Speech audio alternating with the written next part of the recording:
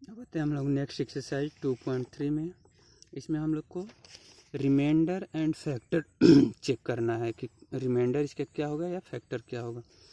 यदि सिंपली इसको एक एग्जांपल से यदि हम लोग समझे कि 2 से 9 में यदि डिवाइड करना है तो 2 4 जाए 8, इसका रिमाइंडर 1 हो गया। यानी ये जो लास्ट में बचा ये रिमाइंडर और ये फैक्टर हो गया, रिमाइंडर हो गया। यदि फैक्टर इसी का पूछे कि 8 का फैक्टर क्या क्या होगा तो 2 इंटू 2 इंटू 2। इसका मीनिंग ये हुआ कि 8 जो है इस 2 से भी डिविजिबल है, इस 2 से भी, इस 2 से भी। इसको एक और चीज़ लिखें कि 2 इंटू 3 इसको फैक्टर हम लोग लिख सकते हैं, तो 6 जो है 2 से भी कट जाएगा, 3 से भी कट जाएगा। इट मीन्स ये हुआ कि 6 में यदि 2 से डिवाइड करेंगे तो रिमाइंडर अपना ऑलवेज 0 आने वाला है। ये क्लियर हुआ। अब ये जो 0 आ रहा है ये मेरे लिए बहुत यूजफुल है। अब कैसे इसका यूजफुल है अब देखते हैं। इस क्वेश्चन पे आते हैं। इसमें एक क्वेश्चन लिखा हुआ है कि फाइंड द रिमाइंडर व्हेन। उस रिमाइंडर से पहले हम लोग फैक्टर पे आते हैं कि चेक करना है कि x माइनस 1 जो है इस पोलिनोमियल का फैक्टर है। फैक्टर होने का मीनिंग अगर फैक्टर है तो इसका रिमाइंडर जो आना चाहिए वो 0 आना चाहिए। ये तो क्लियर हुआ। तो रिमाइंडर हम लोग को चेक करने का सिंपल सबसे तरीका ये है कि जो फैक्टर है gx उसको पहले हम लोग 0 कर देंगे। जो फैक्टर होगा उसी को 0 करेंगे, यानी x माइनस 1 इक्वल टू 0 हो गया, यानी x का वैल्यू यहाँ से आ जाएगा 1। अब ये जो 1 है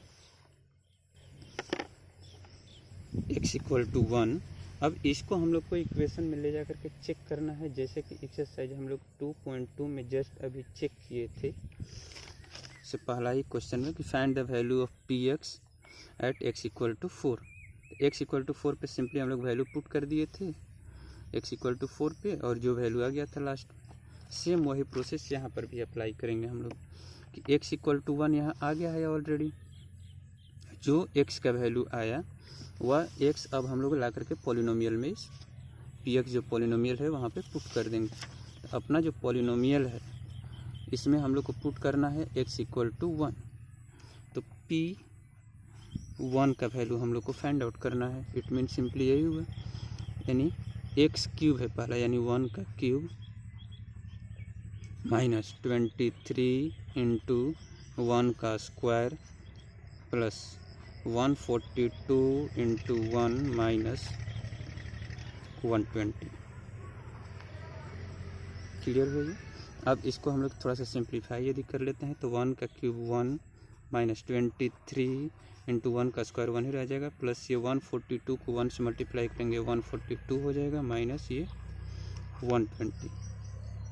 अब ये दोनों प्लस में है और ये दोनों माइनस में है, तो माइनस वाले को माइनस के साथ और प्लस वाले को प्लस, तो 142 एंड 143 और 123 में 120 को ऐड करेंगे तो माइनस 143 आ गया। ये दोनों 143 एंड 143, 123 में 120 और ये आ गया ओवरऑल 0। इट मीन्स जस्ट जो अभी हम लोग एग्जाम्पल के थ्रू एक समझने का कोशिश किए थे कि 2 6 का फैक्टर तभी हो सकता है जब 2 से 6 में डिवाइड करें और रिमाइंडर 0 आ जाए। सेम यहाँ पर भी वही हुआ कि जो जिससे डिवाइड करना था gx से उसको 0 किए तो x का वैल्यू यहाँ पे 1 आया। उस x का वैल्यू इस पॉलिनोमियल में हम लोग पुट किया दिए, 0 आ गया तो ये फैक्टर है। यस, फैक्टर है,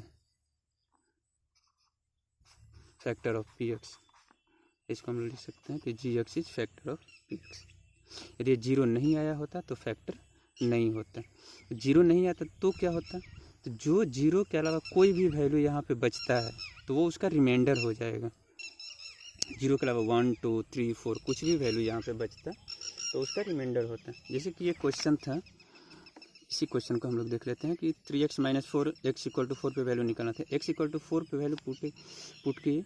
अच्छा, x इक्वल टू 4 है तो इसको इस तरह से हम लिखो कि x माइनस 4 इक्वल टू 0, यानी x माइनस 4 से जब इसी में हम लोग डिवाइड करेंगे तो इसका रिमाइंडर 5 ही आएगा। इसका सिंपल मीनिंग ये हो गया। ठीक है, तो ये होप कि दोनों क्वेश्चन इस तरह से समझ में आया होगा कि रिमाइंडर पूछे कि gx इसका रिमाइंडर है तो भी हम लोग वही करेंगे कि gx इक्वल टू 0 करेंगे। एक्स का वैल्यू यहाँ से 1 आएगा, हर जगह पुट कर देंगे, जो वैल्यू आएगा उसका रिमाइंडर हो जाएगा। फैक्टर पूछेगा तब भी सेम कंडीशन वाइज फार्मूला हम लोग अप्लाई करेंगे। इससे क्या होगा कि हम लोग को 2 क्वेश्चन एक्सरसाइज का सॉल्व होगा। एक्सरसाइज 2.3 में 3 क्वेश्चन है, वो दोनों सॉल्व होगा, एंड इवन 2.4 का भी क्वेश्चन नंबर 1 एंड 2 सॉल्व हो जाएगा।